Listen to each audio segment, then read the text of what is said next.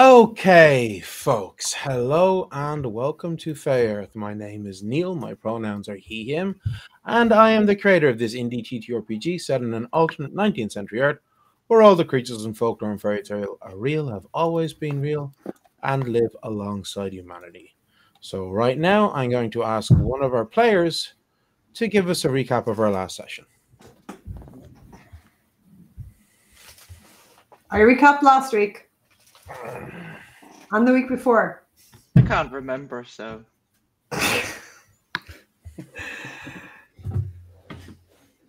Okay, let's see how much I remember then.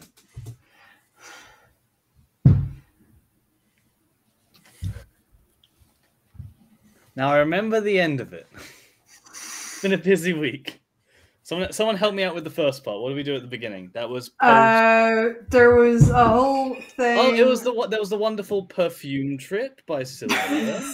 Sylvia went going to a very fancy perfumery in Paris to collect a lovely gift for the Lady Moraine, as well as putting together a gorgeous wreath with very meaningful flowers and pieces inside.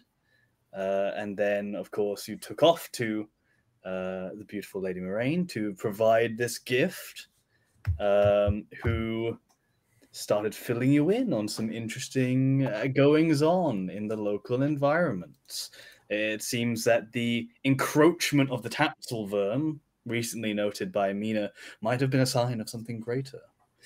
In the meantime, Annalise and Mina decided to, well, somewhat reproachingly, decided to visit a. That's literally all I can remember, exactly. Yeah, disgusting bar, which Annalise will not visit by choice again.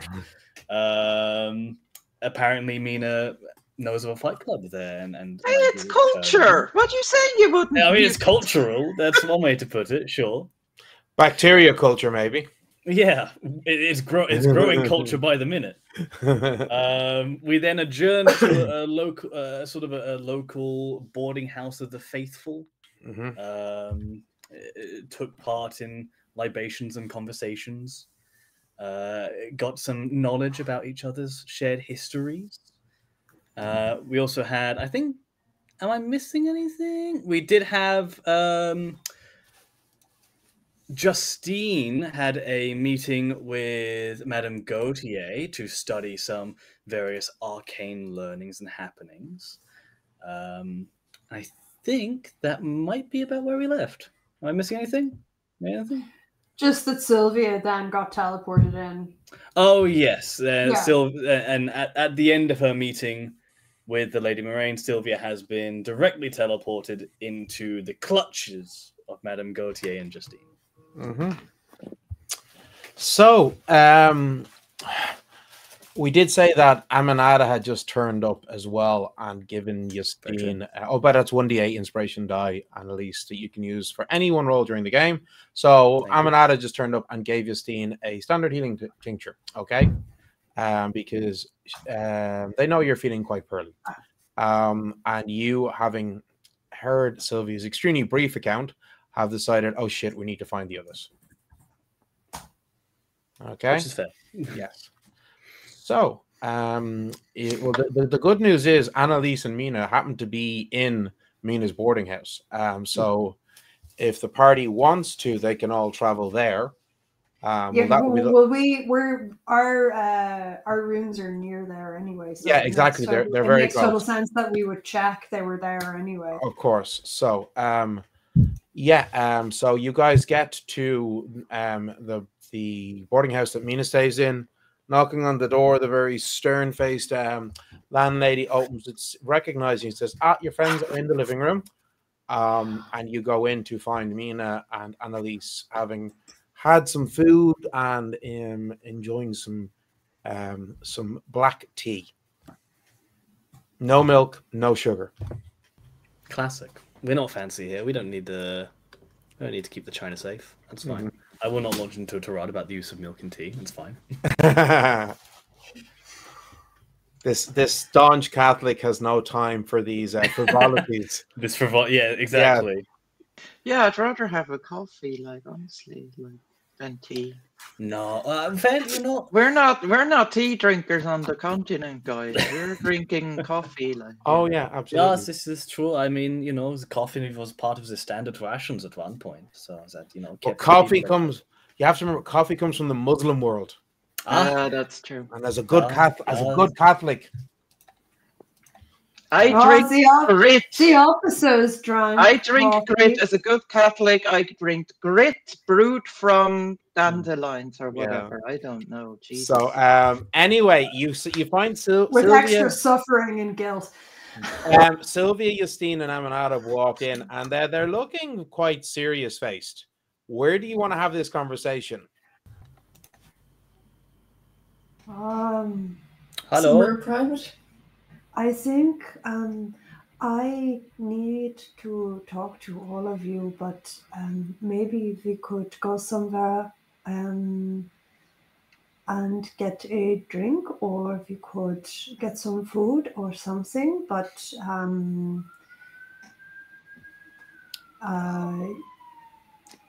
Your attitude says that this is not a celebratory drink.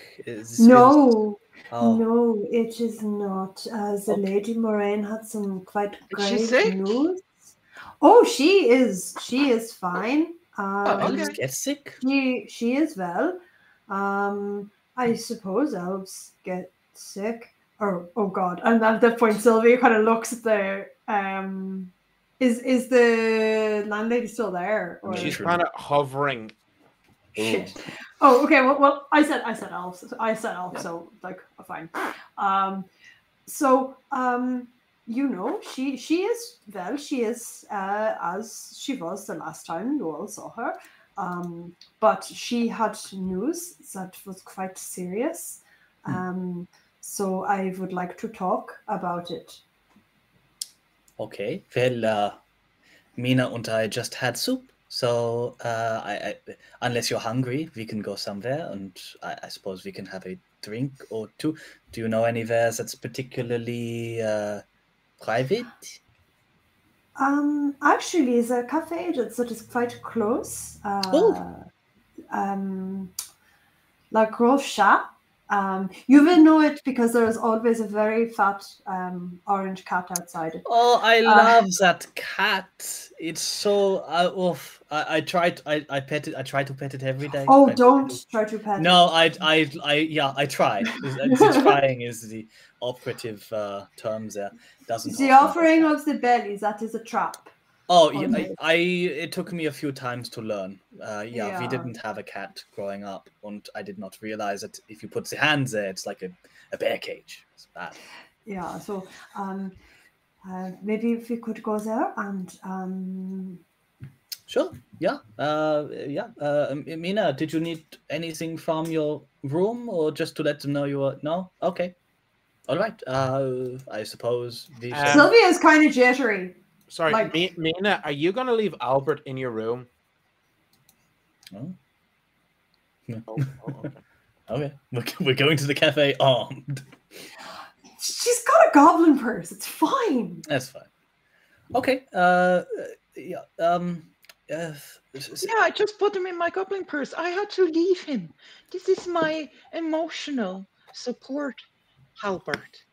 You know, I need to have it with me. I'm gonna just like twist the ring on my finger, the ring of fairy whispers, and just kind of pop into Sylvia's head in German and just go, "You seem uncomfortable. How worried should we be?" How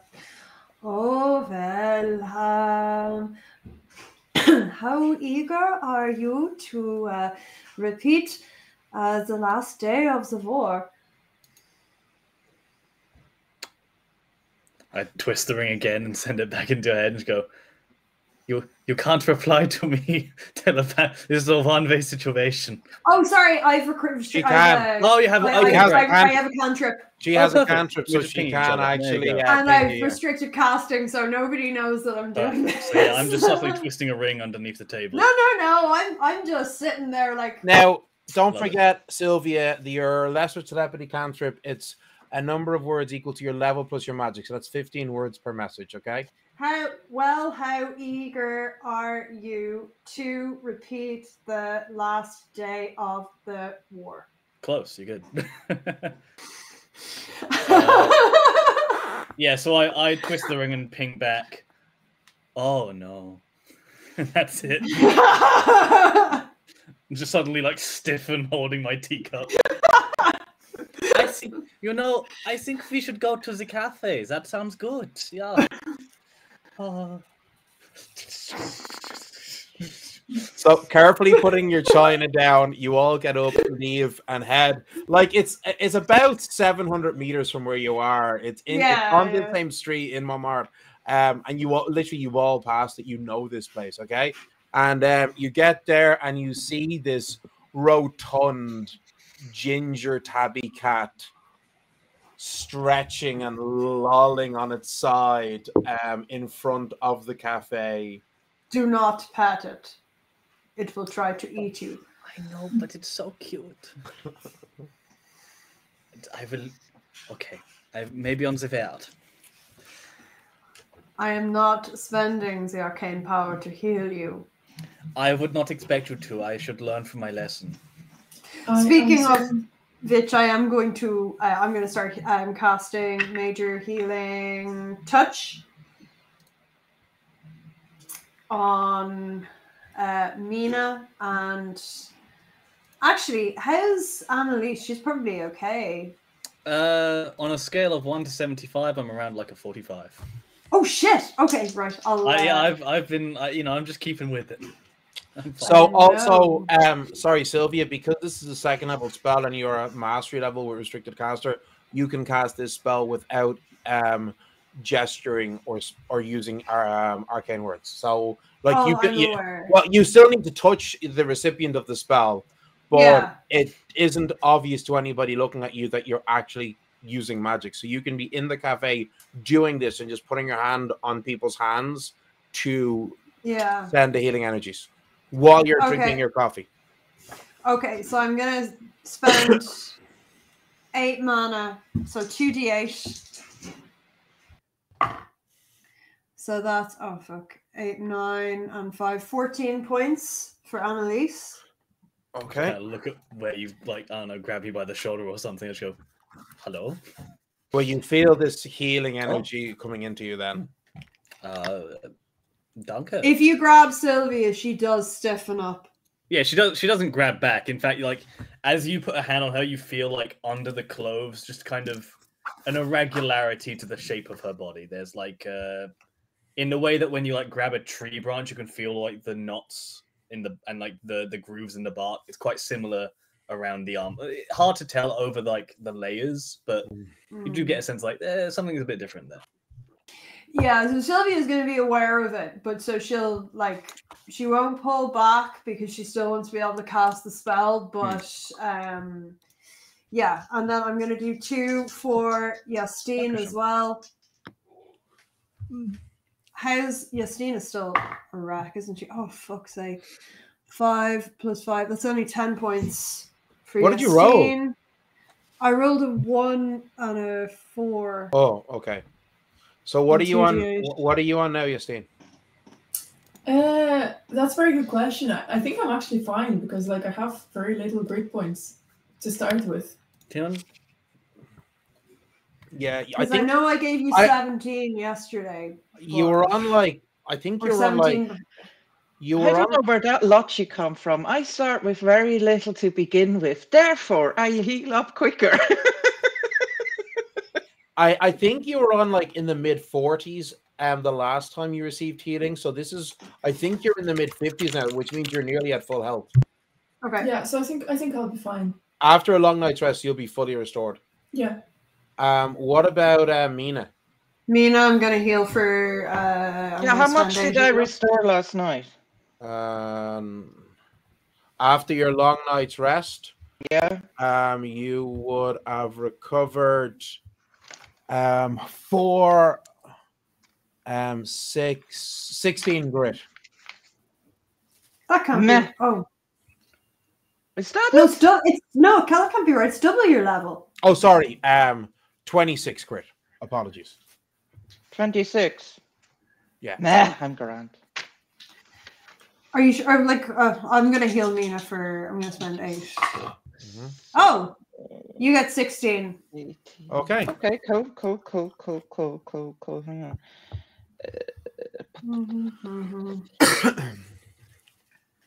Math. My brain is not mathing. Okay.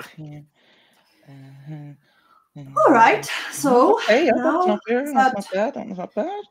now that has been done, I, as you know, went Oh, I'm back out up full. to- Thanks. Oh, cool. As you know, I went out to see the lady, and she saw the ring that I now wear, and she said that it was good that I had it now because we might be needing it. She's I was just start relaying about how she was sensing something coming, and that, you know, you then also say, oh, well, you know, I think you've mentioned before that these farms were being driven, and, you know, I think there is a dragon coming.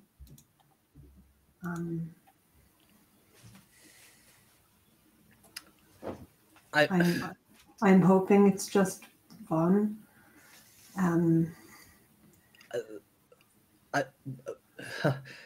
Surely that can't be possible. When was the last time people saw dragons?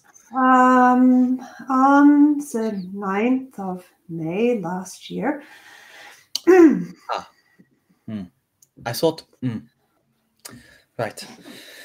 Okay. On the day that the war ended, I saw dragons, and all of my friends and my beloved wife were killed. So that is the last time that I know of someone seeing a dragon. It was me. Okay. Okay, yeah. If dragons were present at the war, then surely they were, you know, on the Arcadian side. Is this? Yeah. So are you saying this is? She kind of looks around and leans in. Is this an incursion, an invasion, an attack? Well, no. So basically, the Elven King woke them. You know, as you know, when the previous king died of old age, which is, you know, it happens to elves. But he died, and his son became the new king. His son was much younger, only a couple of 100 years old, which, you know, is so young for an elf. And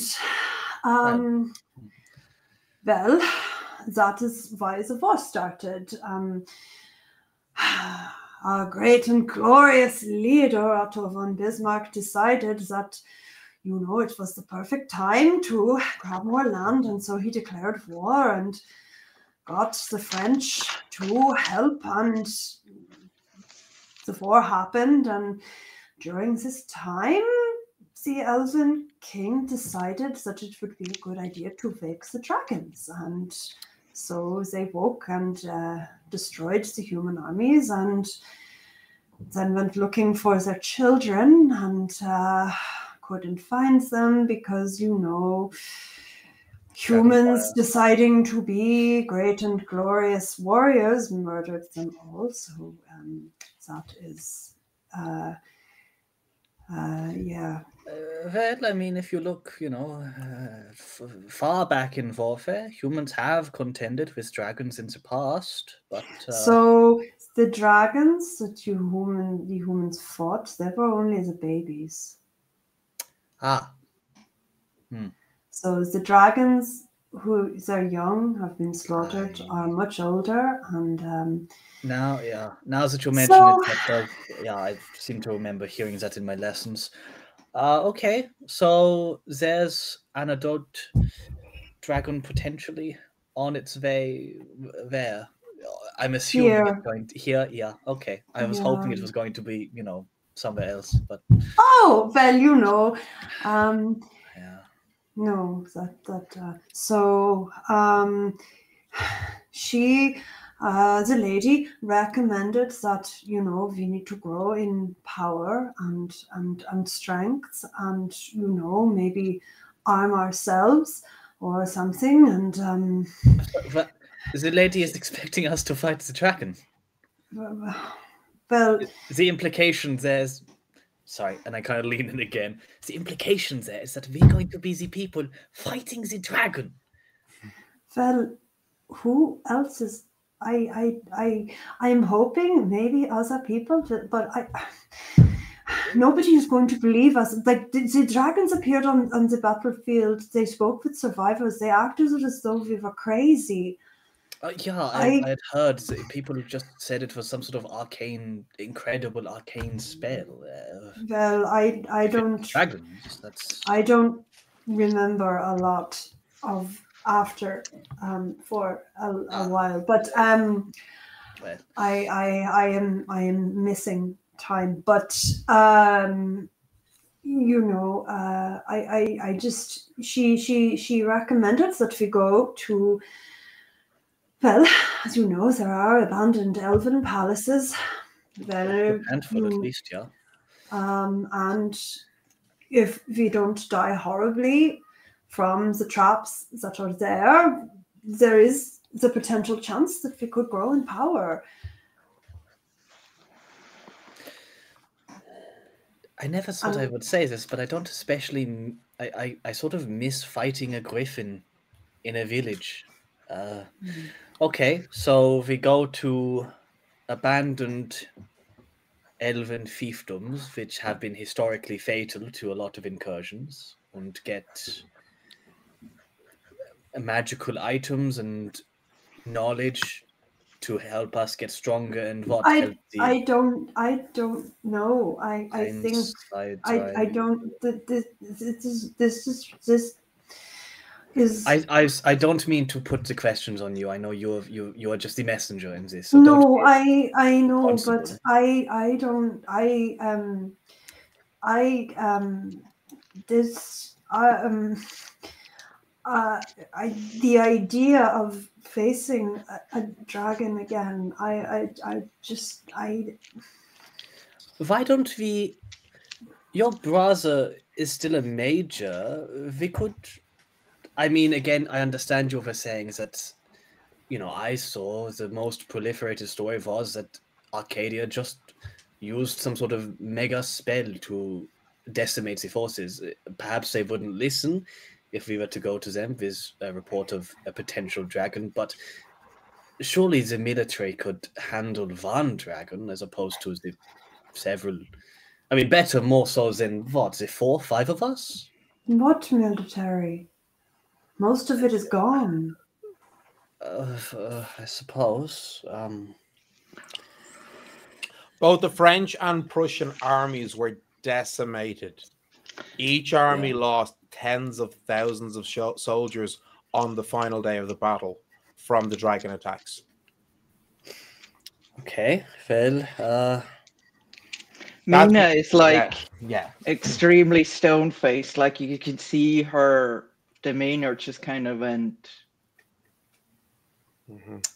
very unusual, right? And then she's like very quietly.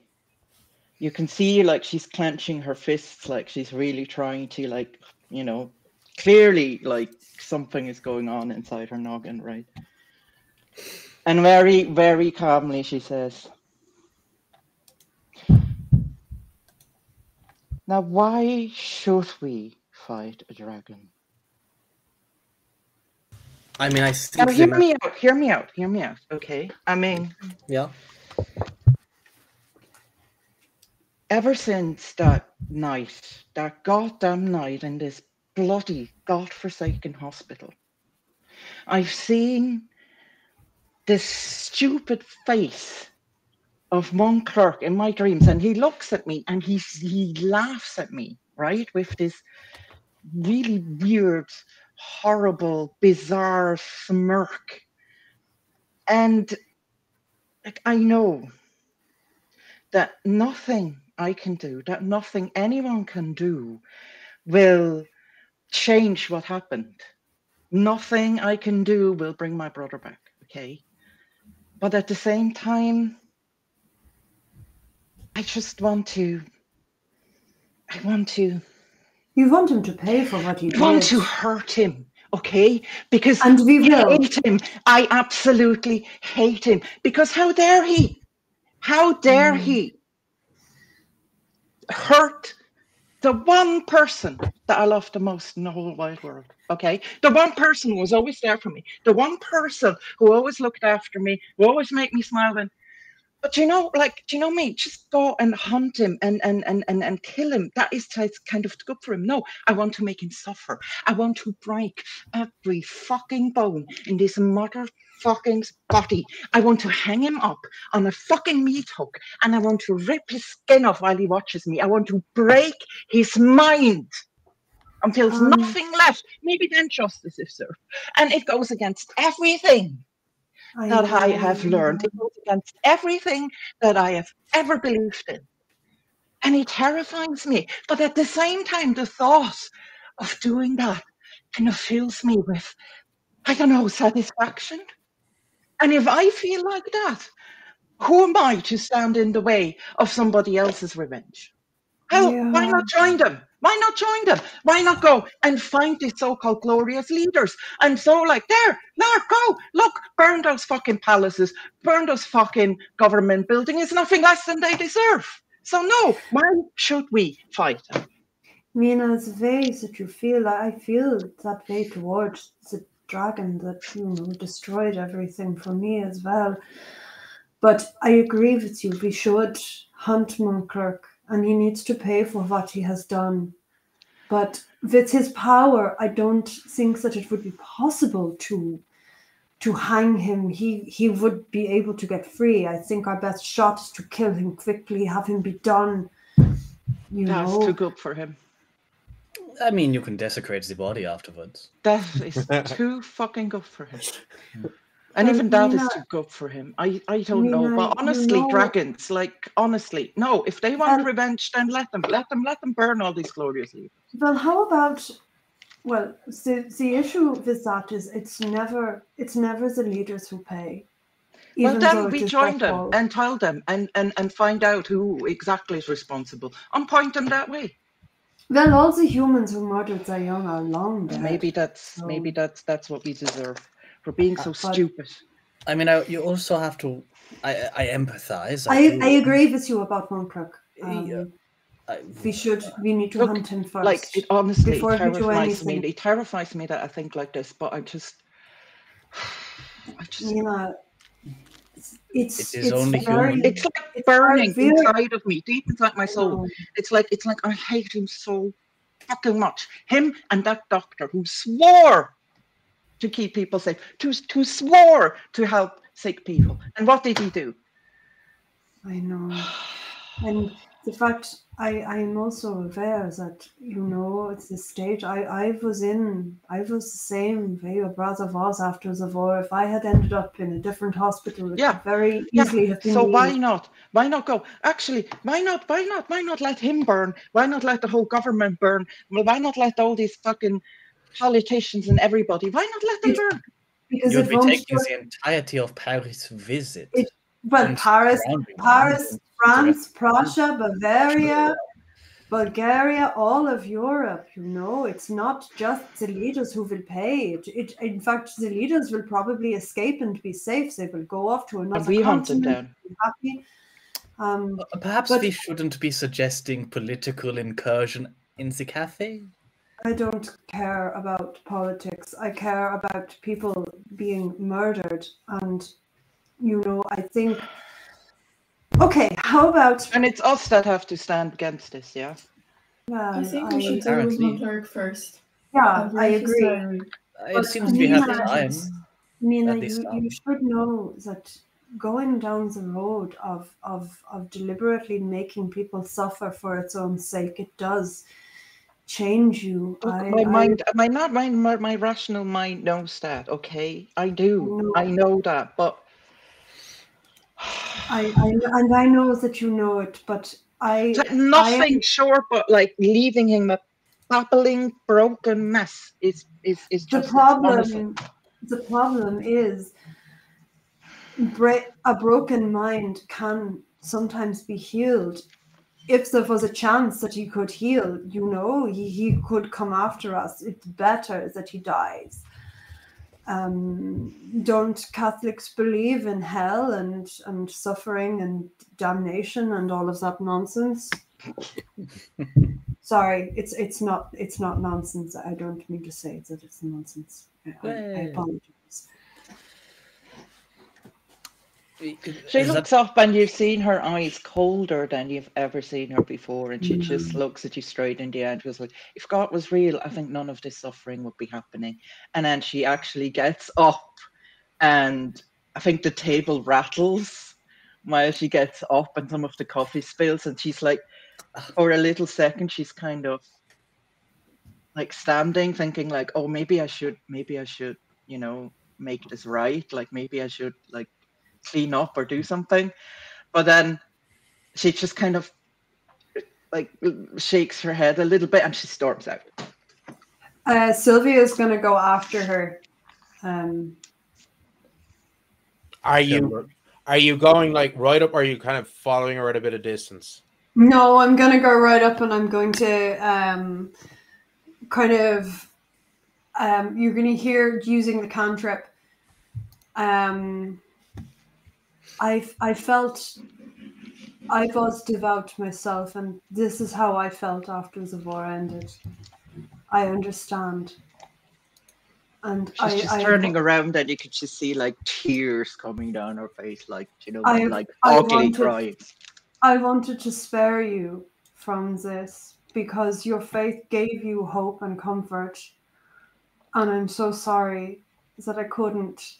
I wanted you to be safe because your faith was so pure and gave you so much confidence and, you know, just assurance. And I'm sorry that it's been ripped away from you like this. The only thing I believe in is this. Yeah, what we can do is. I'm sorry, I need some fresh air. If you need some fresh air, that's fine. But we are inside. Please don't go far. And Nina, I am your friend. If you, I and never as she grabs your arm and she goes like, I know. My mind is. I know.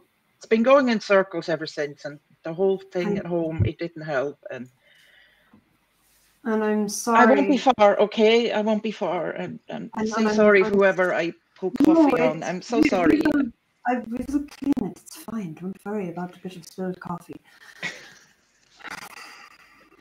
She's just kind of walking off, but she's like, she just looks back and goes like, I won't be far. I won't be far. I know.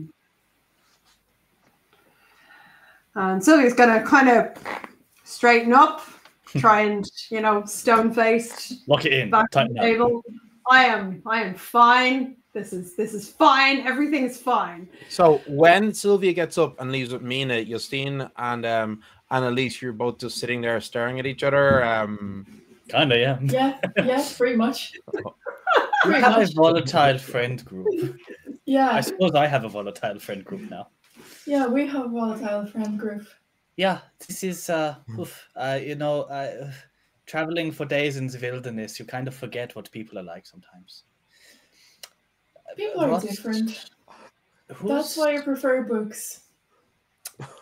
We had a good until the book tries to eat you. Oh, don't remind me about this one. Perhaps it's not my place to ask. Who is this Mont Clerc person? Mont Clerc.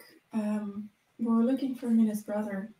So Mina went into this adventure in hopes for finding her brother, and so did I. So we found her brother in a small village in the war hospital, and doctor there and this man, Mont Clerc, they were conducting horrible experiments. It started off with reports of some people missing, people who they thought no one was going to look for, no one was going to care about. So we started digging because we thought it was suspicious, and we found out that they were doing terrible things to people against their will. They were controlling minds of those who suffered in the war, and they replaced their limbs with those mechanic things. And Justine is going to take the journal that she always carries with her in her bag and just place it on the table and be like, this, I stole it from his workshop when we were fighting him. I almost died that night. Sylvia almost died that night. Mina's brother almost died that night. It was a terrible fight, but I managed to steal it and I read it. And he truly has a genius mind. He has an amazing, fantastic mind, and he came up with all those inventions that could help so many people, but he chose to use them for the worse. And instead of helping those who lost arms or legs in the war, he wanted to create this kind of automatons, almost like brainless, soulless soldiers made of human flesh. And Justine is going to lean forward and be like, that's not my place to share, but Mina's brother suffered, and he became one of those. We managed to break the spell, but he's not going to be the same ever again. Right, I see. Well, so that explains that then. Okay. She kind of reaches over and like lifts a page of the journal you've plopped down. That's, I mean, I've not got a mind for this sort of thing, but it looks impressive. I assume you've shown Madame Gautier. I actually haven't. She doesn't know about it because I had some distrust for Madame Gautier. For no reason. No reason at all. But after meeting Mont Clerc and the doctor and all those fantastic... I don't trust anybody with that fucking information. Jesus Christ! Yeah, exactly. It's the benefit of having a newbie around. Yeah. I'm not sure if I'm still ready to show her. Not because I don't trust her, but I'm not sure. I think we have to deal with Mont Clerc first. No, I understand. I think, I'm not going to be the person who tells you to do something for the greater good. The greater good. The greater good. Sorry, No, it's fine. I get it. I can't stop myself doing that. But, I mean, I don't know if Sylvia's mentioned, but I was in a position of command. There are a lot of people this stuff could help. But that said, your reservations are your own. I've only worked for Madame Gautier. I don't know much about her as a person. That might be kind of more, from what I gather, Gwyn's province, from what Madame Gautier says. If anyone has the knowledge to employ this kind of thing, then I can at least vouch for that. But, by the sounds of it, this person is diabolical, in the least. He is. What happened, by the sound of what happened there, he survived the fight? He did. He survived. And just as you're saying that, you see Sylvia walking back in. I just make eye contact with Justine and quickly tap a finger to my lips and nod. Mm-hmm. Justine's just going to quickly kind of move the journal back in. You never get coffee like this properly without going to a nice little cafe, Mm-hmm. You can never make it the same at home. Mina needs some space. Is she... I won't say okay. Is she... No, she's not. Is she safe? Yeah, she needs some air. She needs to sit with her thoughts, I think, You should know, I also very much have a personal stake in this.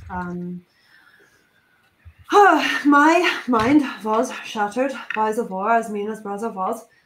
I could have ended up one of those soldiers, he was purposely taking people who would not be missed, but also soldiers specifically whose minds had been broken, who had lost limbs, and he was turning them into these mindless soldiers, you know. It's as though he tried to do what Moraine so effortlessly did and couldn't. He was supposed to create automatons for, you know, soldiers for the French army, and this was his way of getting around. Some sort of mechanic soldaten? That's how would you command such a thing? So soldiers who don't get sick, who don't get tired, who don't have to be fed, who don't have to be treated properly, you know. So then you have a war that doesn't end. So he couldn't make them well, and he decided to use people. I could have very easily been one of his victims, you know. So I just, but Mina, she has always had so much faith and been so devout, and I know myself, because the same thing happened to me. To lose that is hard, and she is going to need time.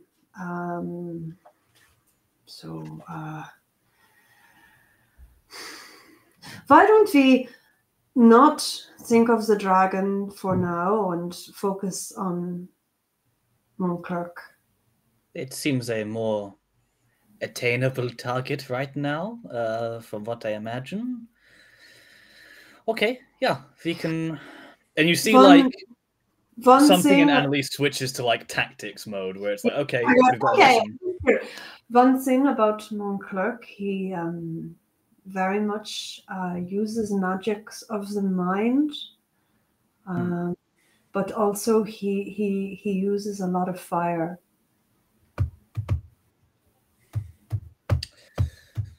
Okay, fire.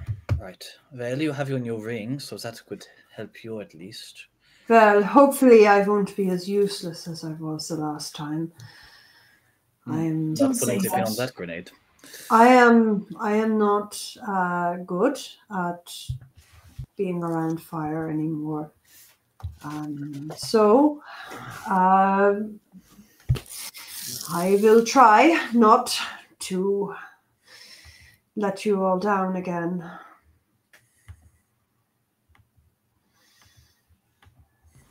Well, it is good to know, you know, in a tactical sense, the places that you fall down. And imagine it is difficult when you're up against a foe which is personal, because it leads to very effective but very reckless soldiers. Well, so long as he's dead, I don't care how he gets there. But he needs to die, and he needs to. I want it to just be done. It's not going to undo the horrors that he has inflicted, but at least he can't hurt anyone else. It will stop more. And on that note, I am so sorry.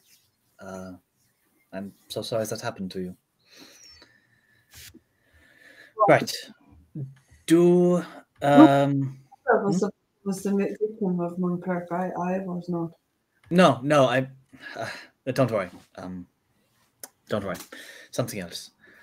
Does he have any known contacts, any places that he frequents? I imagine your last skirmish with him could have put him into the earth a little bit. Well, we know the location of the workshop that he now uses. So Gwyn was the one who had the locate person spell. So what we can do is we could spy on his workshop. I would not recommend going in, because I would say he has covered it in all sorts of glyphs. But also he is augmenting volunteers now for the underground fighting ring, which Mina has been eager to participate in. It is another possible avenue if you know, if she was to go, I will suggest it to her. See if he is there, you know, looking for people to volunteer that he can augment, and we could track him that way. But I mean, also, Anklegon and myself could track him. I can take the form of a bird or a rat, and I can, you know, follow him. And Anklegon can just be his fabulous, majestical self.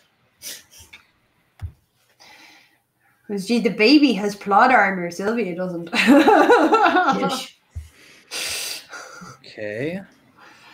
Well, it seems if we don't want to face him in his sort of place, we'd have to route him out or something. I don't know. I'm only just hearing about this, so I can't offer too many ideas. But if you... Perhaps we could call on Tito again. I don't know. What do you think? He seemed very magically able. Very capable man indeed. A simple man of the road. With a simple You say that I've watched him turn a person into lightning bolts. Like there were more lightning bolts than person eventually. Yeah. Oh, I was being very sarcastic. Oh, yeah, okay. That doesn't land with me sometimes. Okay, yeah, we could reach out I think doing some stealthing is a good idea.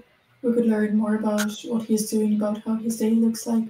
And then from there, we can try to plot and find a way to lure him out, or find some sort of trap he could walk in.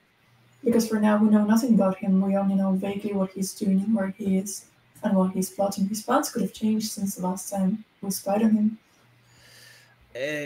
What's the saying? So a leopard doesn't change its spots. I imagine if we could perhaps ask around some military hospitals, orphanages, if he's predating on the less able, the easily hidden, the easily lost, there'd be good places to see for... Well, he doesn't seem to be doing that now. He seems to be, you know...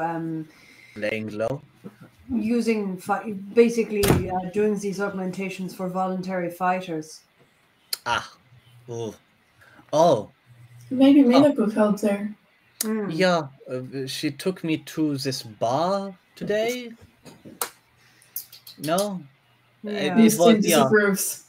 Yustin strongly disapproves. You did give me a look when we were leaving. Yeah, I can understand why now. You didn't sit on anything, did you? I have major cure disease.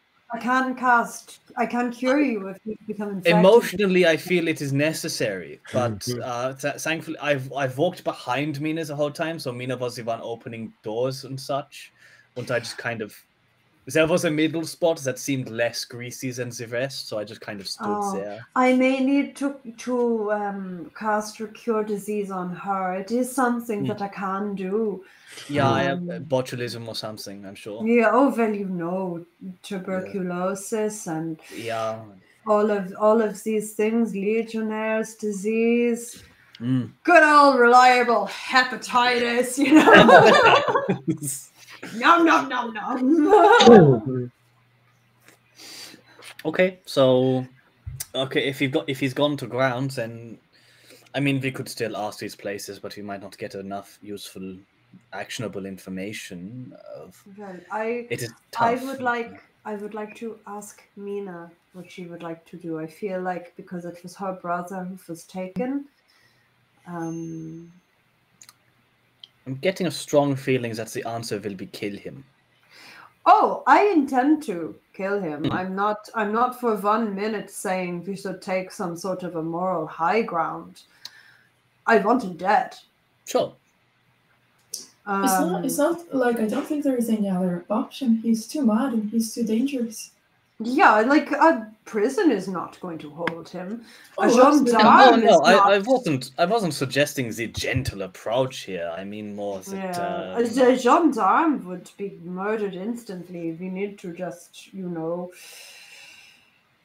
I will drop several boulders on him, and Justine can, you know, not light them on fire, but you know, Light him on. attack with extreme arcane bolts, and Mina can melt his face off with a halberd. And I mean, if it worked for the on a scale of sort of the Baron to this guy, whereabouts are we standing? How I worse than the think Baron, more handleable than the Baron? well, we are much stronger. He may also be And stronger. he's just a human, though. Baron Just was a- a vampire. This Not person is they touched, not no No, he is a human. arcanically gifted, trained. Yeah, very much so. he is a Very sorcerer much so. Right. Okay. who uses fire a lot. Do we know where he studied? Paris. I presume in the Sorbonne. Yeah, you do know he studied in Paris. But Perhaps some contacts there, maybe. And we know where his workshop is, so you know that as I said, we spied on him there, and that could be somewhere to watch.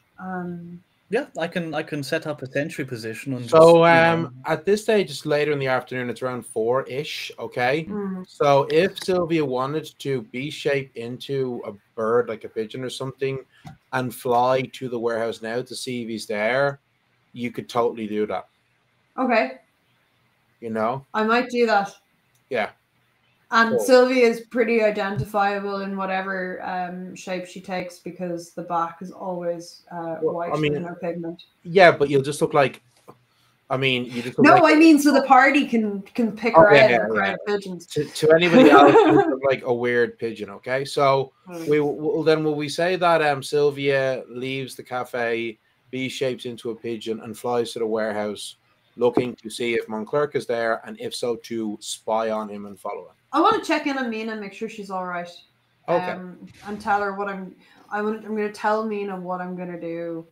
So, Mina, when Sylvia left you, where did you go? Did you just kind of wander the street, or?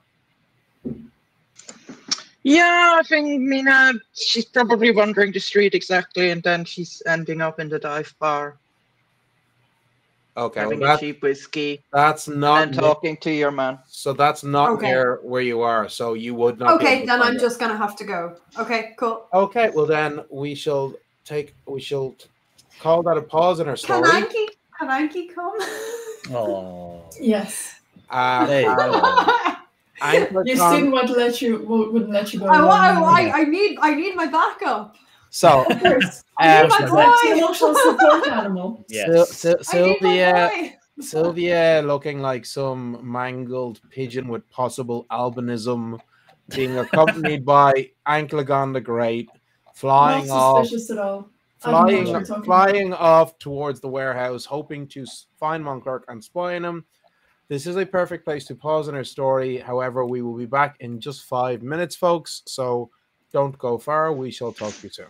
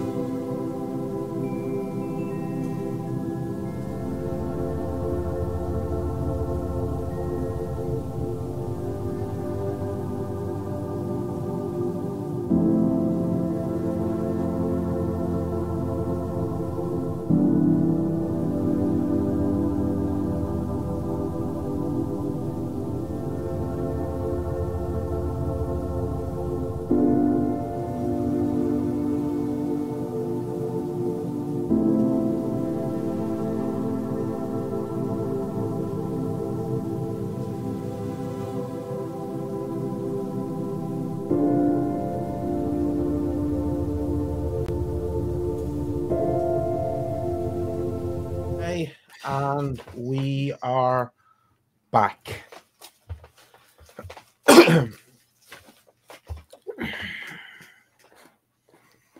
So, hello, folks, and welcome back to Fay, our indie TTRPG set in an alternate 19th century Earth where all the creatures from folklore and fairy tale are real, have always been real, and live alongside humanity.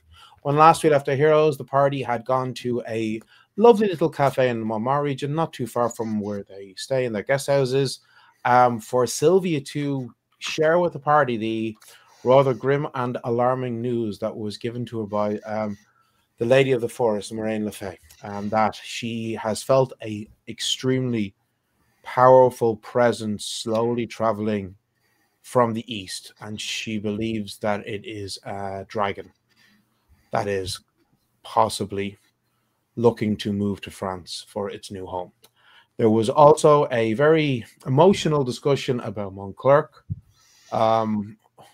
with the party in agreement that they need to kill the bastard, and it's just a question of how much they can make him hurt without it getting too dark and being potentially too dangerous and him being able to escape, because he is still an incredibly powerful sorcerer who is especially gifted at spells from the sphere of chaos, which is those spells which can enchant and befuddle the mind.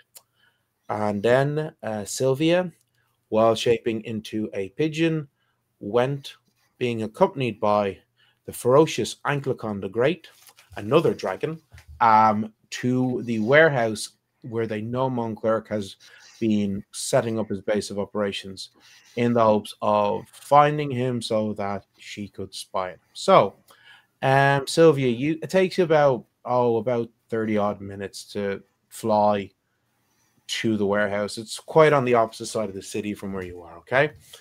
Yeah. But the good news is that this warehouse, like, it's got numerous, it looks like it was kind of not quite dilapidated, but like had been abandoned for some time. Yeah, they're like the last time I was able to just squeeze in a broken window or something. Yeah, and so you're able to fly in through that broken open window again, and just perch on the rafters. Okay, and Anklecon does as well, but immediately using his innate camouflage ability to perfectly blend into his surroundings. Okay, there are one or two other pigeons here, just randomly being pigeons. So That's great. You're not looking too out of place. Okay. That's brilliant. Yeah, don't be suspicious. Don't be suspicious. You got cover. So, but this is the thing. Mont Clerc is there. Okay. He's there at his table, and he is working on something. It looks like he's putting together something involving lots of complex gears. And then he steps back and puts it down, and you see it's some sort of a hand or forearm and hand type thing that he's been working on. And you then see him gesturing with his hands, and some of the fingers start to move on the table, and he's writing notes in a ledger beside him as he's continuing to work on this. Okay. So yeah. Okay, I'm sorry. Is it weird that I want a Bucky arm? Yeah, no, totally respect. Absolutely. I get it. Absolutely. I get it. Yeah, absolutely. Yeah, no, like as a frequent cyberpunk player, we love a cool robot arm. I love that. I mean, the only thing you get an augment. You get an augment. The only thing I feel that my game, which I'm very proud of and I've spent many years working on, is possibly lacking in, if that's too strong a word, is some more steampunk. Yeah, it could be cool. Well, yeah, but I think it depends on just how far into the alternate fantasy you want to get, isn't it? Well, to be honest, it was trying to the whole purpose of this game is to bring folklore and the stories of old to life. Yeah, that ultimately is the aim of Fay. It's an important focus, and that's the focus. So, trying to bring in something like steampunk elements without taking from that focus is what I've been doing. So, anyway, he's working on this for a good 30, maybe 40 minutes, and he is clearly he is fine tuning whatever this prosthesis. Okay, when the door to the warehouse opens and you see him glancing, and he gestures with his hand. And there's a shimmering near the door as this man walks in. He's wearing a long black coat. He's got a short hat on his head, a short trimmed beard with a scar over his along his right cheek. As he comes up to he's like, Mont Clerc, and Mont Clerc looking at him, and he says, Philippe. I say, so. Have you considered my proposal? It is, I mean, it's not quite what my work is for. My work is to help those who are poor and unfortunate, those who have been wronged by the world and have found themselves with disabilities and so forth. Sorry, who's saying this, Mont Clerc? Mont Clerc is saying this to this guy. This sketchy looking guy. And he's like, cut the crap. You're full of shit. As we both know that all you care about right now is where you're getting your money from. And I have already told you, we will pay you handsomely for this if you will agree to the augmentation of one of my men. You will get paid very handsomely. This will help fund your profound and philanthropic research for at least another 6 months. And if I happen to have one or two people in my gang who are now suddenly significantly stronger and more powerful and can more easily get in and out of places and can more easily handle themselves, if we find ourselves facing other gangs or the constabulary, well, it's a win-win for everybody.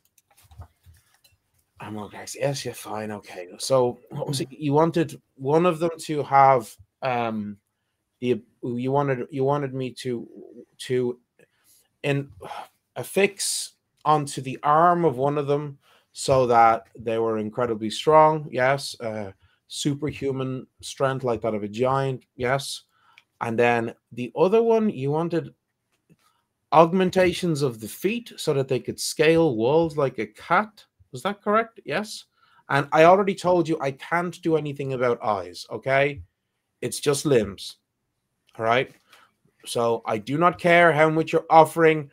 I cannot pluck out your eyeball and put in a new one that will allow you to see in the dark like a goblin or magically look through a bank vault to see what's inside it. Okay.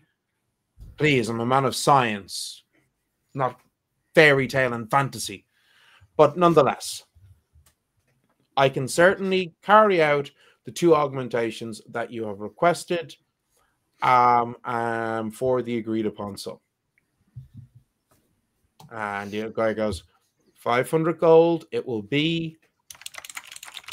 Fuck, I want 500 gold. Well, then you just have to carry out human experimentation. Yeah, just do a little bit of war crime. Yeah. I'm says, good. okay. Thanks. And this guy, Philippe, says, okay, so how soon can we? He's like, look, it'll be another And week. that, dear children, is the moral of the story. Crime pays. Yes.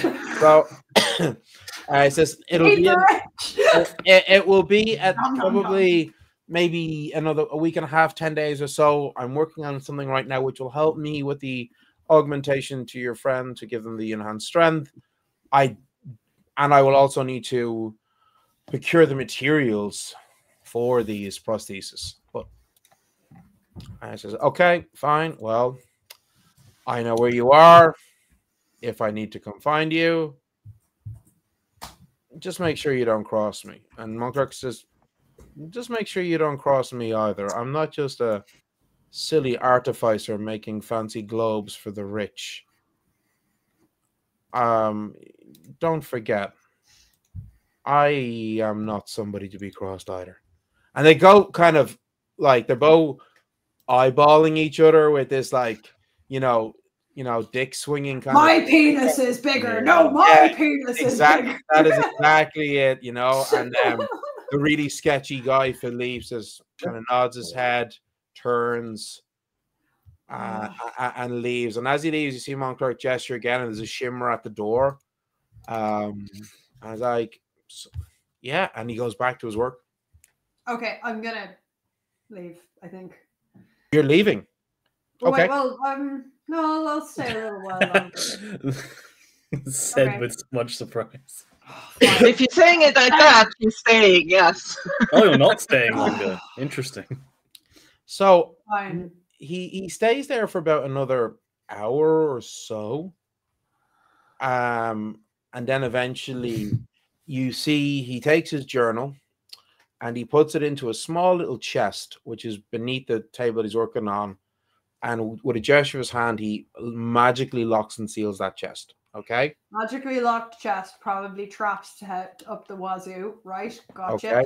And then he leaves. And as he's leaving, you see gestures and there's some shimmering of the air around the door as he's leaving.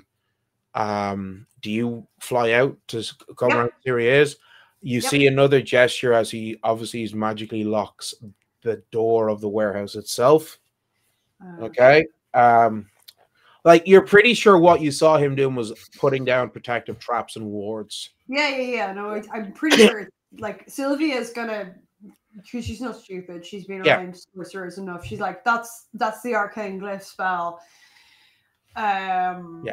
I don't know what manner of fresh hell is going to hit whatever poor unfortunate bastard tries to open that door, but it's an arcane glyph. Yeah, exactly. So he heads off, going kind of southwesterly direction for about 20 minutes until he passes it's a tavern, goes inside. If you alight on one of the windowsills, you looking and you see it's like it's not massively crowded. There's a bit of like it's at this stage about half six in the evening. Probably coming in for like and that you see he sits down and he sits down and a minute later there's a plate of food for him and there's a pint, so he's obviously having dinner, and he spends like if you want to stay with him and we'll be watching him, he spends about an hour and a half, close to 2 hours there, has a few more like pints. is he just eating or is he chatting just to people? No, like he talks. No, he's like briefly saying hello to one or two people, but he's basically just eating his dinner on his own. He has 2 more pints. He has a pint with his dinner, then 2 more pints, and then he gets up and he goes. So what Sylvia is trying to ascertain from that is he trying to network? Is he trying to look for volunteers? Is he trying to? No, he isn't. None of that at all. But from the conversation you overheard in the warehouse, it seems he is obviously networking within the underworld of Paris. It ties in with what you learned that he was doing stuff with somebody who's fighting in a literally underground fighting ring. And now he's got this other guy selling him to enhance members of his gang. So he also said he needed like materials, so he might be collaborating with someone who can fetch those materials.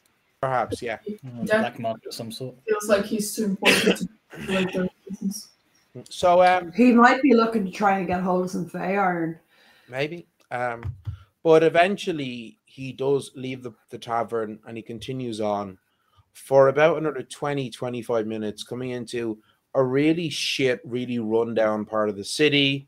It's just tons of tenement houses, okay? And then some other dilapidated buildings that are like, some of them are nearly falling in on themselves. This is like, clearly a neighborhood that has just been forgotten and abandoned, okay? And eventually you see him going into a tenement building on one side of the street.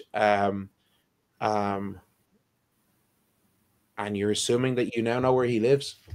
Grant, I'm going to turn around and I'm going to go back.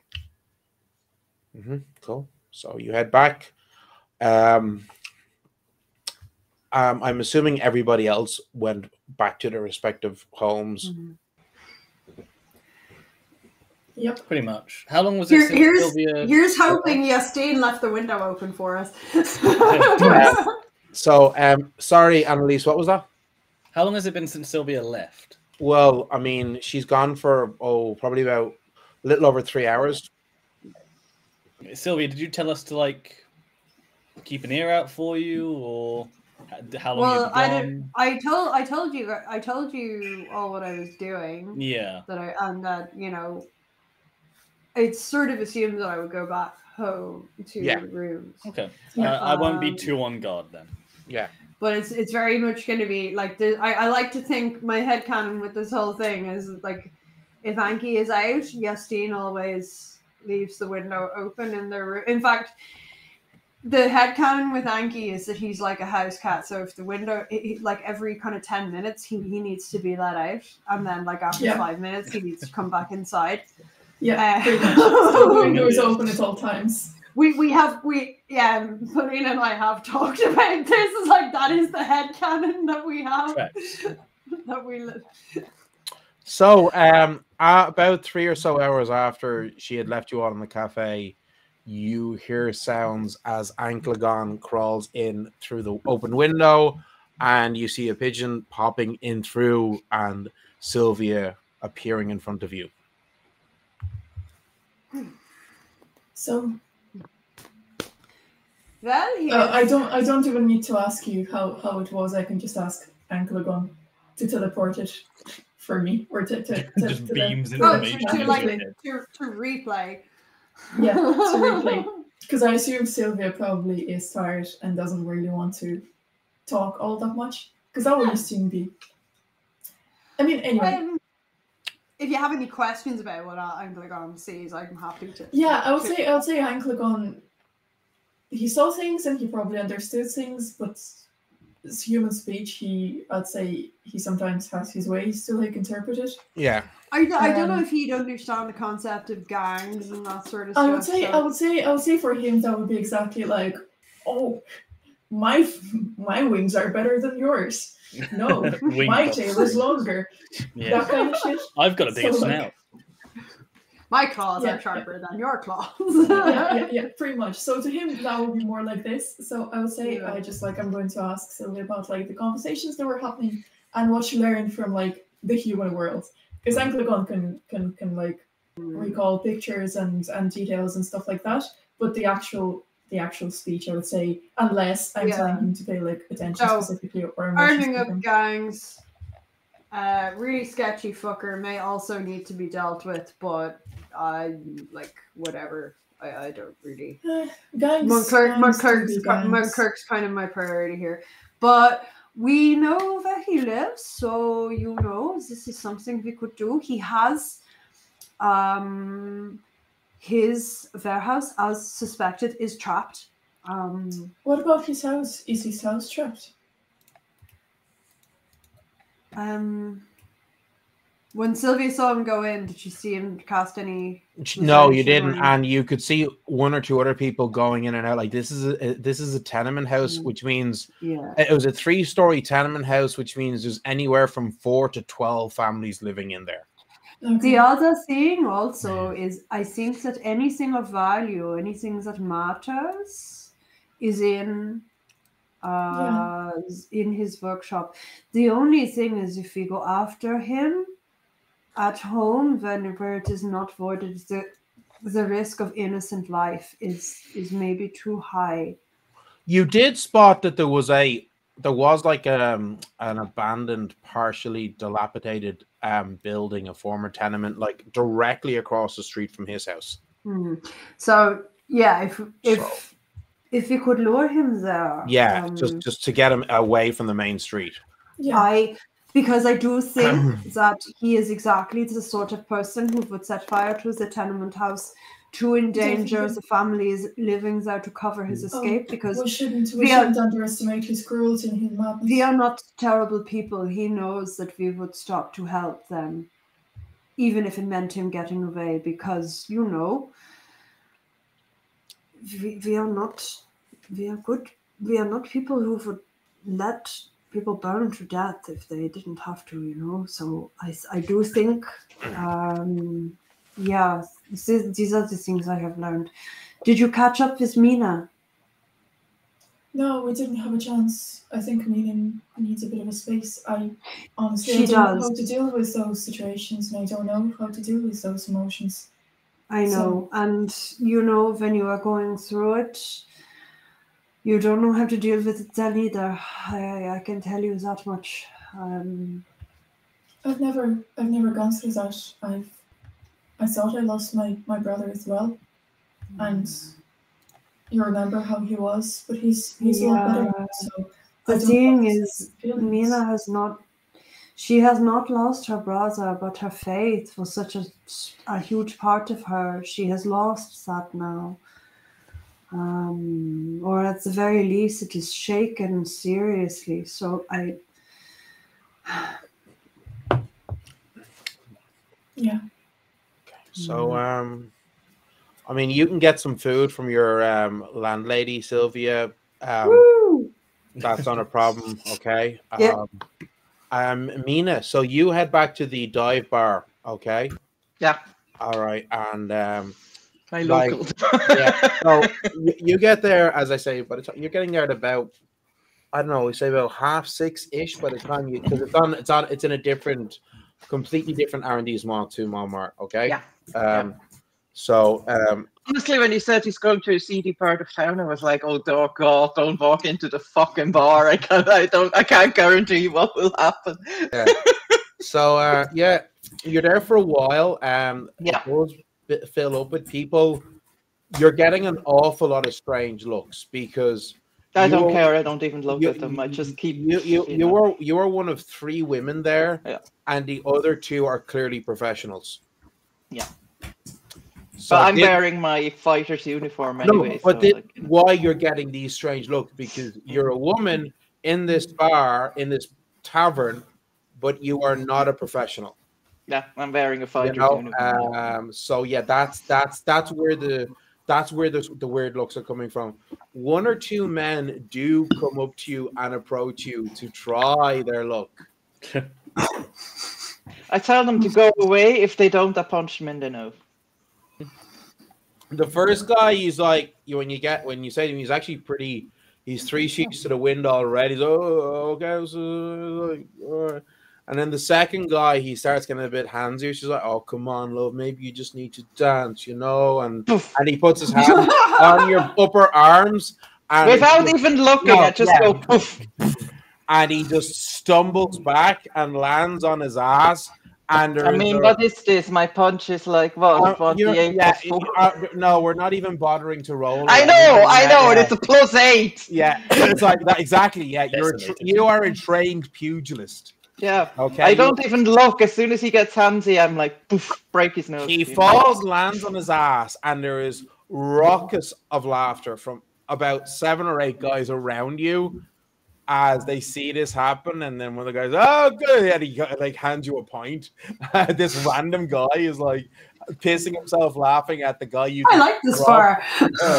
As he hands you a pint. Told you, culture. Yeah.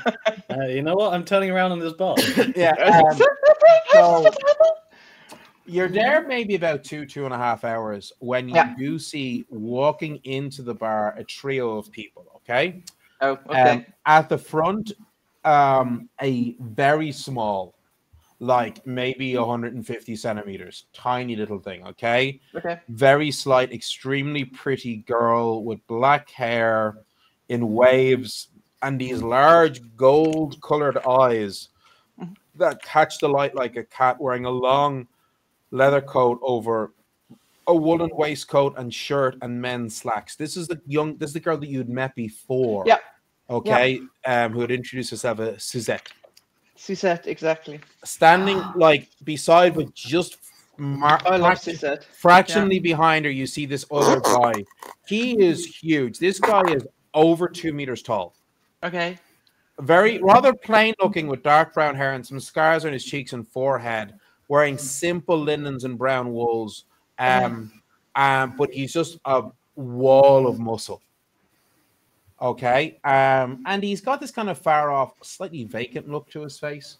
The taller they are, the harder they fall. Yeah, and then behind the 2 of them, you see Andre Auclair, the average height, slight build, the dark hair, combed well back, slick, quite handsome, very attractive, with the round face and the kind of the boyish charm, in his extremely well dressed, like expensive dark suit with the highly polished ebony cane with the glass ball on top. And as he's walking, looking so completely out of place in terms of his dress. This guy is wearing the latest, finest clothes, but everybody immediately recognizing him, and the look on his face as he is looking around and recognizing the people there is that of somebody who's clearly in their element. As they walk in and Claire, and do you do that? Yeah. And he looks my way. I'm like, hi, like really awkward, like, do you know what I mean? Kind of like. As you're waving like this, you hear a voice from your side. As looking, you see Suzette there. It's like, "Please, girl, try to be a little bit subtle and show some class." I'm just excited to see you guys. How have you been? Alive? How are you? Oh, alive. It looks like just barely. You're a lot prettier than the last time I saw you. Oh, come on. This is badass. Well, bad something. As Auclair comes up to you and says, Mina, yes? Mina? That's it. Yeah. Just wanted to say I'm back from my duties at home. They must have been quite taxing from the looks of things. Yep. They were. So, has this... Even one might say taxel in? No, that's no. They were tassel worms. A huge swarm of them. Have you ever heard of those things? Be lucky, they're horrible. Yeah. Are you interested in returning to the catacombs? Oh, of course I'm interested in return to the catacombs. Okay, well... And you know my saying, the bigger they are, the harder they fall. Oh, we have matches next Friday, as we do every Friday. You know, fit me in? Absolutely. I'll be there. I will make sure to find somebody worthy of your skills and talents. I remember your last fight and how disappointingly short it was. I lost a lot. I'm sorry. I said I'm gonna pull my punches next time. Please do. Please do. The more rounds, the more bets, and the more money for everybody. I know. I do apologize. I thought he was, he was such a big brute. Should be taken, he should be able to take some more, Yes, well, yes, of course. Well, listen, we shall see you in a week's time or so. Yeah, that'd be great. Thank you. Okay. How is business otherwise? Everything okay? You're well? Business. You're looking well anyway, so business seems to be okay. Oh. I make a point of ensuring that my business is always going well. Well, that's good then. That's very good for you. Anyway, it's been a pleasure. Thank you so much, and see you next week. I look forward to it. And he moves off to talk to a bunch of guys who are in a corner waiting for him. The big guy is kind of like just hovering around behind him, and he has a drink in his hand, but he's barely sipping it, Yeah. Bodyguard. So Seichis, is that so same time like the last time? Yeah. Yes, don't worry. Same time and place. I will take you by the hand and make sure you're safe. Thank you so much. I absolutely appreciate it. Yes. I shall see you. Oh, well. See you. And then as you turn, she just disappears in the crowd. And you walk out of the bar? Yeah. You walk out of the bar, head back to your guest house? Yeah. Okay. You head back to your guest house. You get back. It's about maybe 10 o'clock by the time you get back. So it's a bit late. I do apologize to Madame if she's up. She's up. She looks at you somewhat disapprovingly. I know. I do say apologize. I lost time. Some Hail Mary. While I was in prayer, so I do apologize. And I head to my room. All right. So you all sins I'm piling on top of myself, right? I'm drinking, I am fighting, and I'm lying. So you all like myself. You all have another long night's rest, so you gain back grit equal to your fortitude plus your hardiness talent if you have it. Okay, plus resolve, plus willpower talent if you have it. Okay, and double your level. I'm back to 21 hit points. Okay, hold on. Sorry. So still a bit. I'm on 90. Okay, cool. Still a bit to go. I'm next.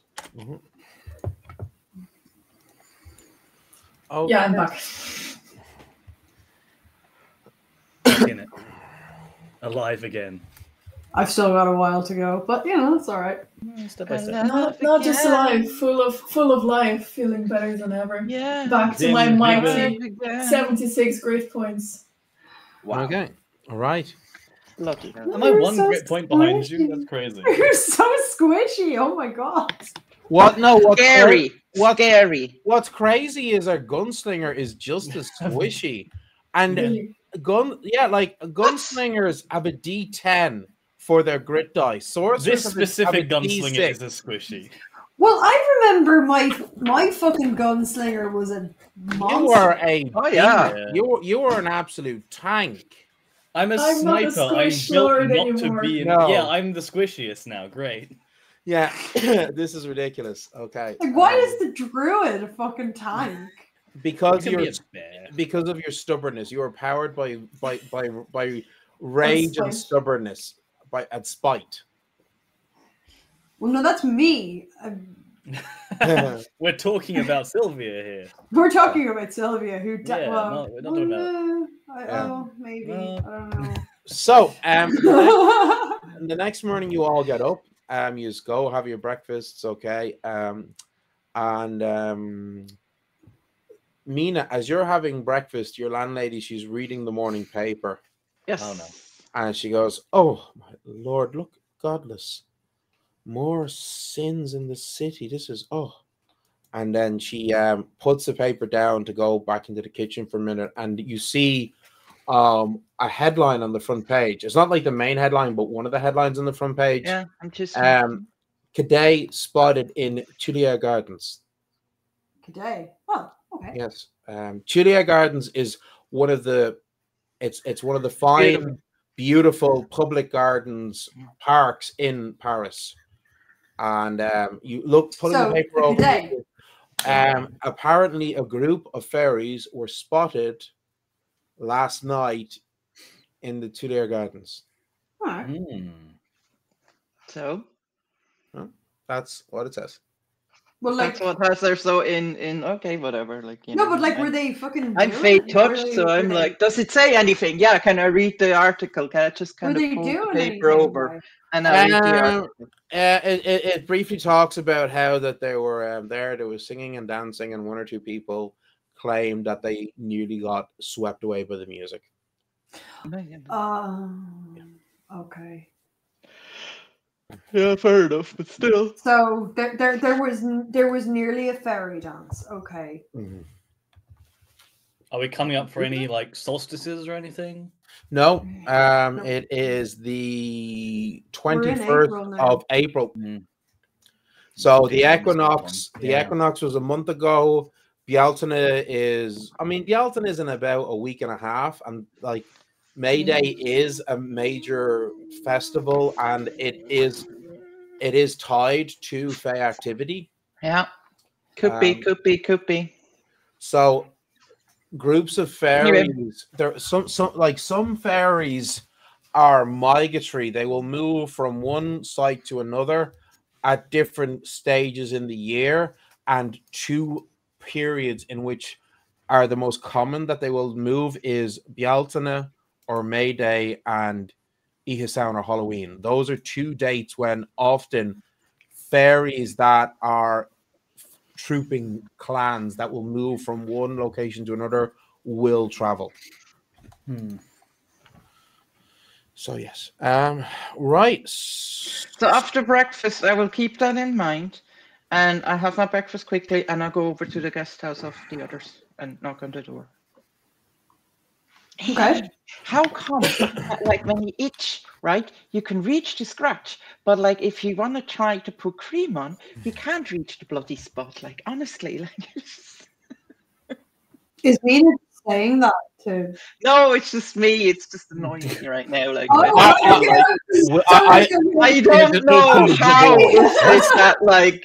No, when you can reach it to scratch the bleeding bejesus out of yourself, right? But like if you want to put some cream on, you can't bloody reach. Like we all thought that was Mina describing itch from having been in that bar last night. Now I had an itch. Maybe I have fleas now. Exactly, like something. You know me? No. Mina's just knocking on the door. Of the guest order of the boarding house of me. Okay, so, right. Yeah, super. Mina, Right. How are you feeling? Oh, I'm okay. Are you guys having breakfast? Yeah. Look, I just come in and sit down with them. I don't know, and I say like, listen, guys, I do want to apologize for my outbreak yesterday. So I just needed a bit of time. To apologize for. I especially apologize to you, Annalise. You don't really know the context behind it, but rest assured it was. I don't know the context, so I cannot judge. Yeah, well, thank you for that. Look, if I had the chance to get my revenge, I would want to as well. Yeah. So, Well, it seems you that know. at least both of you might be able to get some sort of revenge sometime soon. Well, so- I don't know if it's the dragons that murdered my wife and my new family. So, you know. But enough about that. I'll Annalise quickly like bring. crams the croissant into her mouth. Yeah. um, You're not putting the pin on that one. Sylvia Have you seen is the papers this morning? Sylvia's going to very quickly bring Mina up to speed on all And the stuff Annalise she's as learned well. about and on the stuff she's learned about Mont Clerc. Yeah. Oh, very good. So that I know his workshop's still in the same place. It's glyphed up the wazoo, so there's no like fighting him there is just a terrible idea. He's living in a shitty tenement, but there's no point in going there because he'll just set the whole place on fire with the intent of, you know, trying to kill the families to slow us down because we're not monsters. We're gonna like fucking rescue the families, and he'll be able to escape. So we're thinking maybe shitty tenement across the road. Maybe the shitty tenement across the road might be a good place to try and lure him in. And I'm just bringing Mina up to date and all that. But you mentioned the paper. I hope. Oh yeah, I haven't seen the paper. There was like some fairies in the Trinity Gardens. Have you seen it? Do they have a paper there on the table? You look around and you do find a morning paper in the hall. Okay, and I just kind of there. Look. And I was the fairies doing anything? What happened? Did they? Nearly a fairy dance, but like nobody actually got hurt. Like nearly, you know. So I just kind of showed them, showed them the article. Like, look here. Okay. All right. And I'd bring them, you know, tell them about the article. Okay, so nobody was hurt. No one tried to. They didn't try to use a fairy dart on any of us. They didn't steal any children. No, not yet. Anyway. Okay. But that might be one occasion, but I wouldn't rely on that, to be honest. With all the news from Sherville, remember what happened there? It started small as well. It started with one or two odd fairy creatures appearing, and then it turned into avalanche of all sorts of things.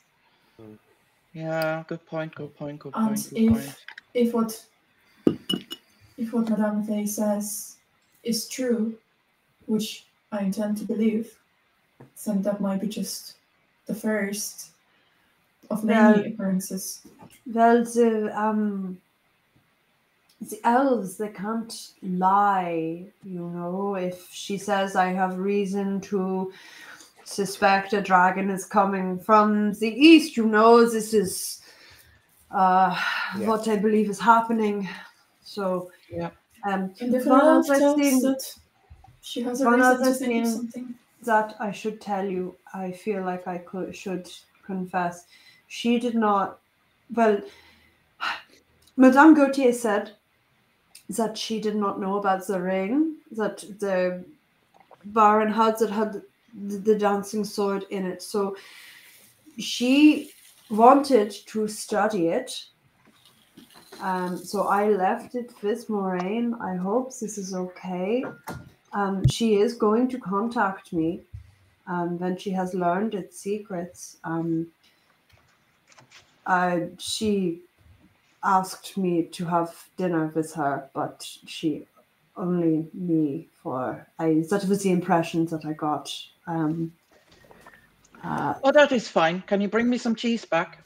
I will ask her. Yeah, I am sure that she would be very happy to. Yeah, I'd be glad if you bring me some cheese. Justine, you wanted to say something as well? No, nothing. No? Okay. So she has graciously teleported me back each time I have visited. So what I can do is when we have dinner, I will ask specifically to be teleported to you. And then I will ask with cheese. I can do that. That is a promise, Mina. Yay. She has really good cheese. I just love how to say that. You know, like, so really, really Mina was all, don't eat anything, don't eat anything, don't eat anything. And then we get there and it's just like, as soon as the cheese arrives. It is You hard to stuff in deny your a face. good slice of cheese. I understand. Yeah. A private dinner with the Lady Moraine. What a fun Yeah. occasion. Well, you know, she wants to talk about this. I am not sure, but you know, Is Annalise kind of grinning and going, "Oh, you're in Yeah, there," or 100%, whatever? All right, yes. yeah. Mina's not getting it. because well, you know, I think an elf says a human is interesting.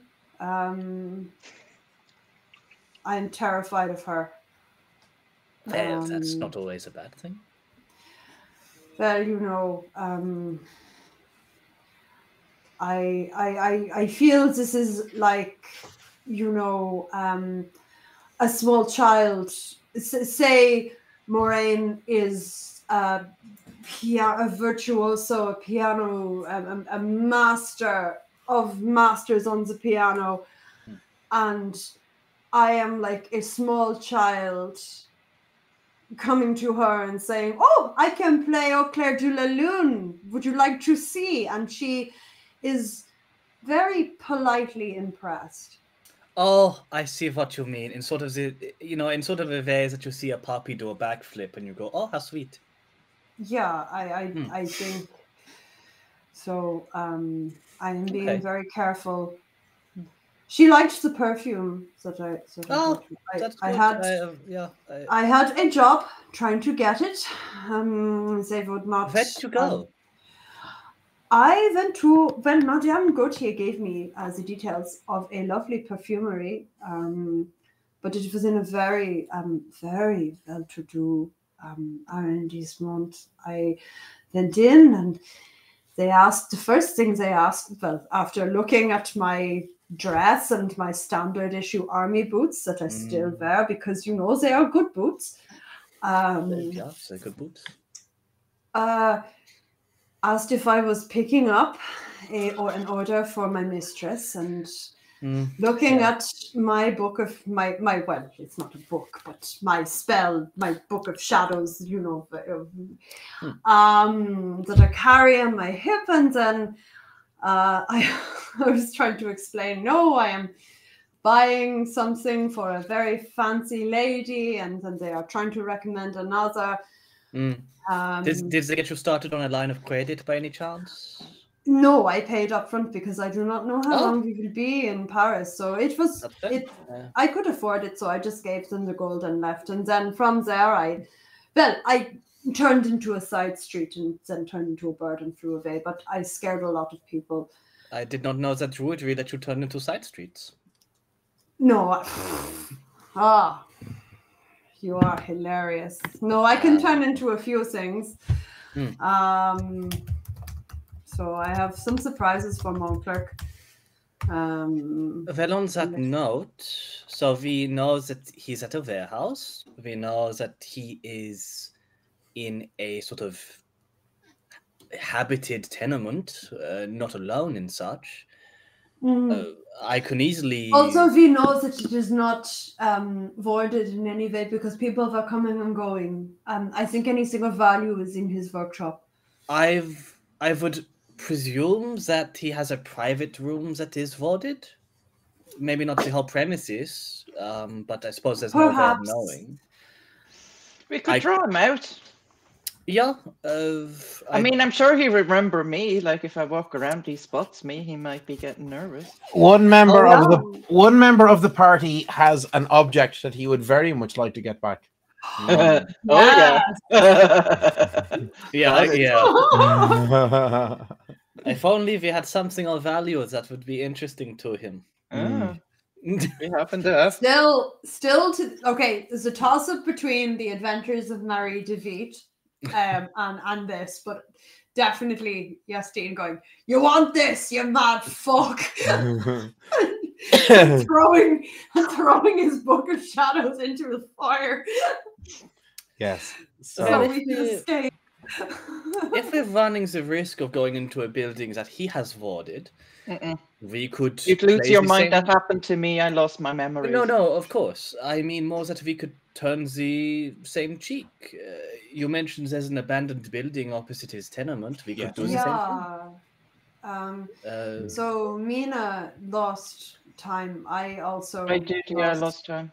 I also lost time, but it is not because of anything Mont Clerc did. Yeah.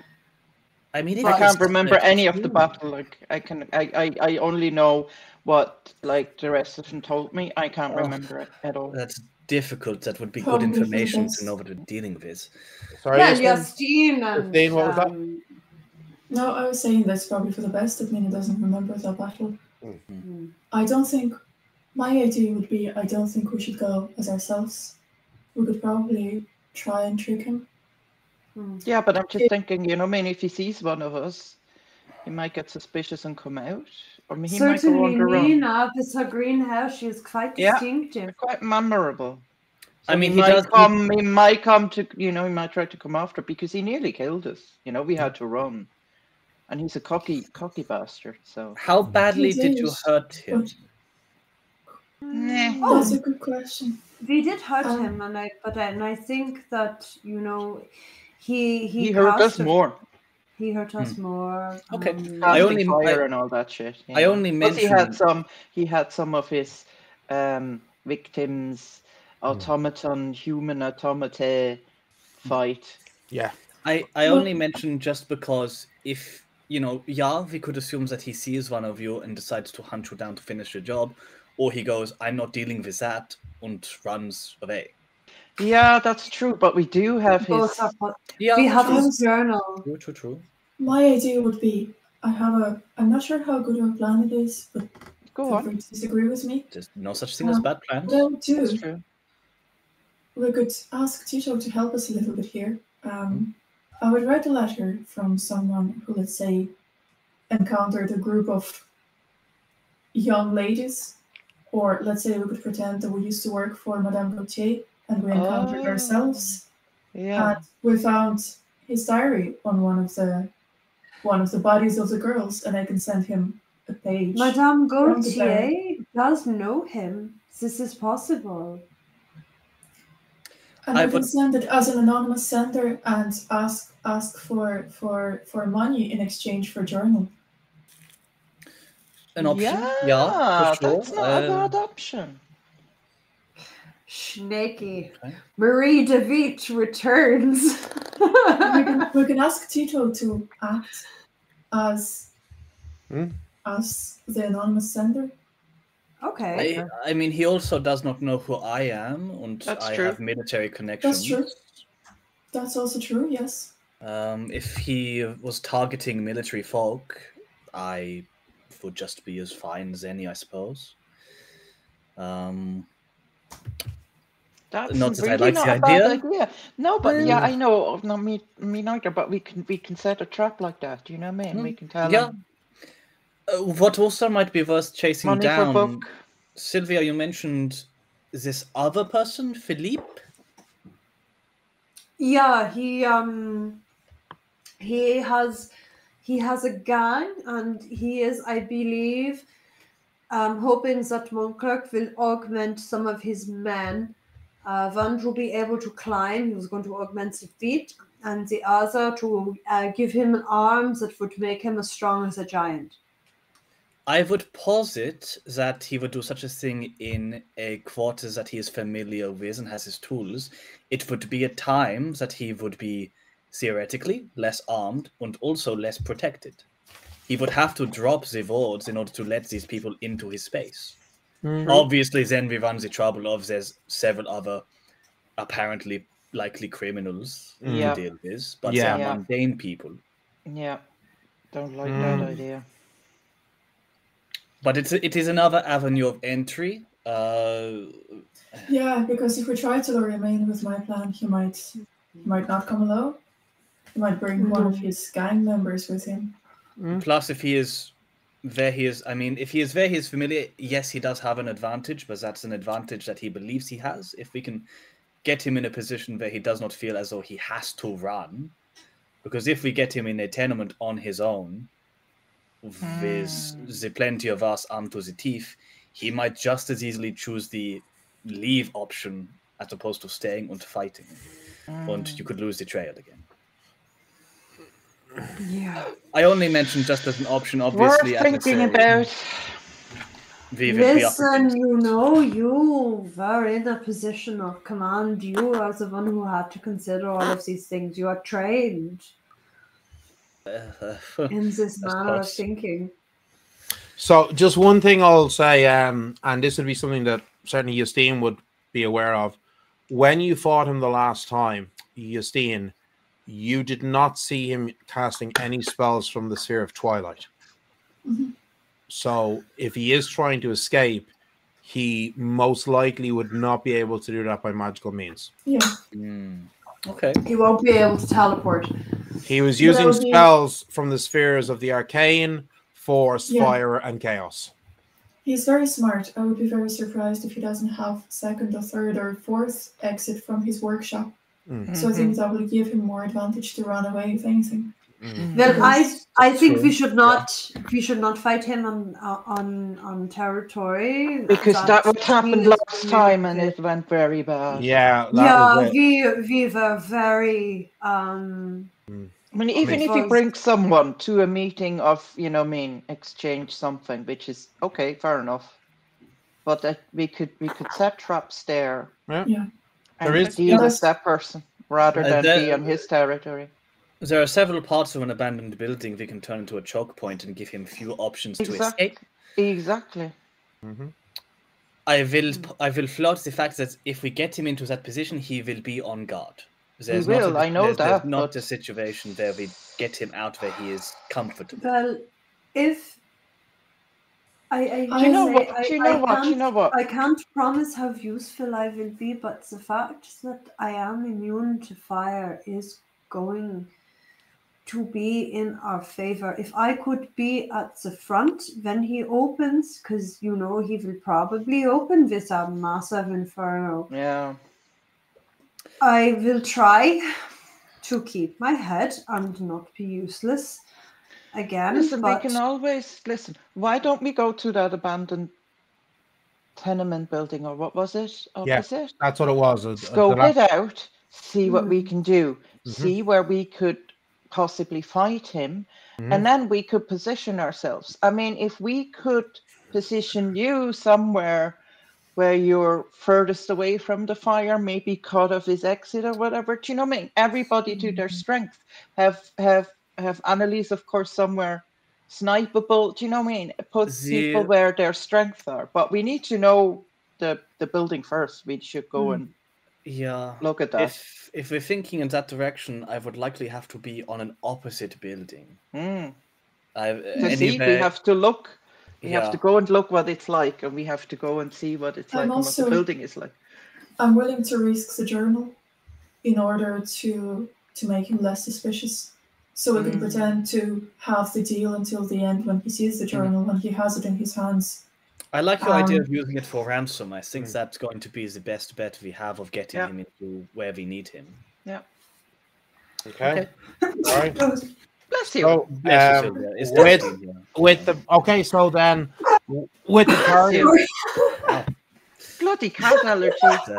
Sylvia, this is terrible. Why do you have to live in a tenement? Why do you have to live in a boarding house with so many cats if you have a cat allergy? It's it's a nightmare. This is not canon, guys. So, with the party planning what they're going to do, and I don't know, maybe considering contacting Tito or Madame Gauthier as well with this fight. It's a Sunday morning, so you have lots of time to plan things. It's going to be 9 days now before Mont Clerc carries out this augmentation on these criminals, so you've got plenty of time there. But I think this is a good place to take a pause in our story. Okay, so let's see. Maybe next week you fight Mont Clerc. Who knows? Oh God. Well, thank you everybody for joining us. We hope you had as much fun as we did, and we shall see you all next week, same bad time, same bad channel. So good night all. Bye. Bye.